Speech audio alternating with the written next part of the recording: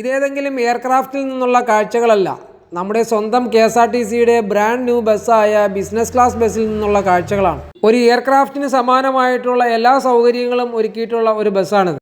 വളരെ ലക്ഷൂറിയസും അതുപോലെ തന്നെ കംഫർട്ടബിളും ആയിട്ടുള്ള സീറ്റിംഗ് ആണുള്ളത്. അതുപോലെ ഓരോ സീറ്റിനും ഇൻഡിവിജ്വൽ ആയിട്ടുള്ള എൻ്റർടൈൻമെൻറ്റ് ഡിസ്പ്ലേ സിസ്റ്റവും ഹെഡ്ഫോൺ സംവിധാനവും ഒക്കെ ഉണ്ട്.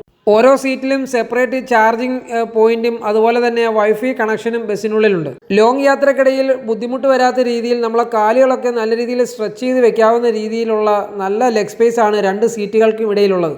അതുപോലെ അത്യാവശ്യം യൂറിനൽ ഫെസിലിറ്റി ഉള്ള ഒരു ടോയ്ലറ്റ് സംവിധാനവും ഈ ബസ്സിനുള്ളിൽ തന്നെയുണ്ട്. സാധാരണ ഫ്ലൈറ്റുകളിൽ യാത്രക്കാരുടെ സർവീസിനായി എയർ ഹോസ്റ്റസ് ആണെങ്കിൽ ഇവിടെ ബസ് ഹോസ്റ്റസ് ആണ് യാത്രക്കാരുടെ സർവീസിനായി ഉള്ളത്. ഫ്ലൈറ്റിന് സമാനമായി വളരെ പ്രൊഫഷണലായിട്ടുള്ള ഡ്രസ് കോഡാണ് ഇവർക്ക് കൊടുത്തിരിക്കുന്നത്. യാത്രക്കിടയിൽ ഈ ബസ്സിനുള്ളിൽ തന്നെ ടീയും സ്നാക്സും ഒക്കെ യാത്രക്കാർക്ക് പ്രൊവൈഡ് ചെയ്യുന്നുണ്ട്. KSRTC ഇപ്പോൾ 2 റൂട്ടിലാണ് ബസ്സുകൾ ഓപ്പറേറ്റ് ചെയ്യുന്നത്. ട്രിവാൻഡ്രത്ത് നിന്നും എറണാകുളത്തേക്കും ആലപ്പുഴ നിന്നും ബാംഗ്ലൂരിലേക്കുമാണ് ഈ 2 ബസ്സുകളും ഇപ്പോൾ ഓപ്പറേറ്റ് ചെയ്യുന്നത്. ട്രിവാൻഡ്രത്ത് നിന്ന് ഓപ്പറേറ്റ് ചെയ്യുന്ന ബസ് രാവിലെ 5:30ക്കാണ് സ്റ്റാർട്ട് ചെയ്യുന്നത്. തമ്പാനൂർ സ്റ്റേഷനിൽ നിന്നും 5:30ക്ക് സ്റ്റാർട്ട് ചെയ്യുന്ന ബസ് 9:45 എറണാകുളത്തെത്തും. തിരിച്ച് അതേപോലെ വൈകിട്ട് 5:30ക്ക് എറണാകുളത്ത് നിന്ന് സ്റ്റാർട്ട് ചെയ്യുന്ന ബസ് തമ്പാനൂരിൽ രാത്രി 9:45 എത്തിച്ചേരുന്ന രീതിയിലാണ് ഷെഡ്യൂൾ ചെയ്തിരിക്കുന്നത്.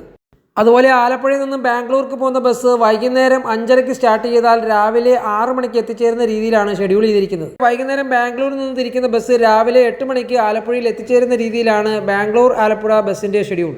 ബാംഗ്ലൂർ ആലപ്പുഴ ബസ്സിൻ്റെ റേറ്റ് വരുന്നത് 1600 1800 റേഞ്ചിനിടയിലാണ്. അതുപോലെ ട്രിവാൻഡ്രത്ത് നിന്നും എറണാകുളത്തേക്കുള്ള ടിക്കറ്റ് ഫെയർ എന്ന് പറയുന്നത് 671 രൂപയാണ്.